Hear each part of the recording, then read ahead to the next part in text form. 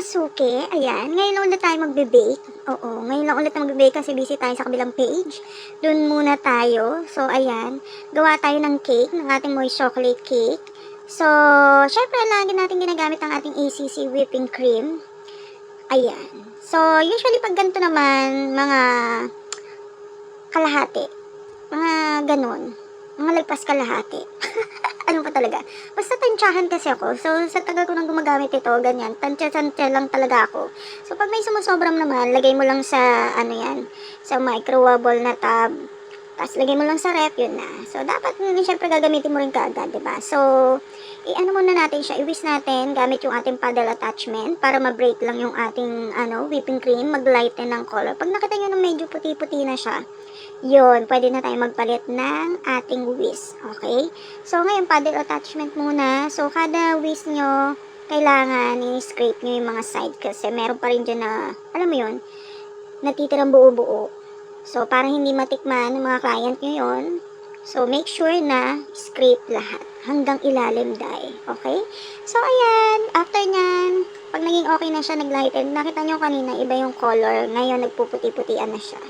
Naglilinis-linisan na siya. Naglilinis-linisan. So, ayan, habang tayo ay nag-i-edit ng alas 12 ng gabi. So, ayan, dyan na tayo magpapalit ng whisk attachment. Pag whisk attachment, ano ba? Basta yung attachment na yan. So, palit tayo niyan. Tapos, maglalagay tayo ng super cold na water. Actually, nilagay ko dyan, ano lang yata, half cup. Oo, 1/4 yan eh. So, half cup lang nilagay ko. I-whisk nyo lang hanggang sa mag-volume siya. So, ganda yan.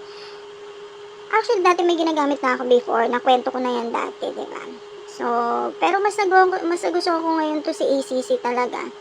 Kasi parang may pagka-ice cream. Yung hindi siya yung sobrang tamis, medyo light, flat, parang vanilla. Although hindi ako mahilig sa vanilla, pero basta parang ice cream siya. Sobrang light. So, ayan, diba? Ang ganda na. After niya, nilagay ko muna sa freezer. Ganun ang ginagawa ko. Pag nilagay niyo sa freezer, huwag niyong patigasin. Siguro masama lumamig lang yung bowl niya. Tapos siguro mga 5 minutes lang, ganun. Saglit lang talaga. So, lagay niyo sa freezer. After nun, i-whisk niyo ulit. Mas magbo-volume pa siya. Ganun siya. So, eto na yung ating moist chocolate cake na size 6. Dalawang size 6 yan. Kinakat ko lang yung sa may bandang ibabaw na part. Yung pinakamanipis lang naman. Para pantay na pantay talaga siya. Ang ganda ng moist chocolate natin. Moist na moist yan. Yan na yung gamit ko noon pa. Simula na nag-start ako, hindi na ako nag-iba. Yan na yun.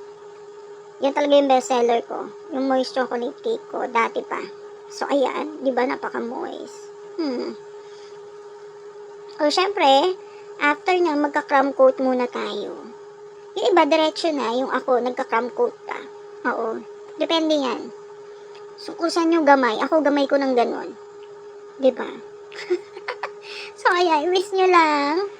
Siyempre, may part 2 to kasi masyadong mahaba, dahil. Masyadong mahaba ang mga pangyayaring ito. So, doon tayo sa part 2. O, diba, ang ganda? Ang ganda ng ating whipping cream. Ang smooth niyan. Hindi masyadong mabigat. Light and fluffy. Ayun, ang ganda, diba?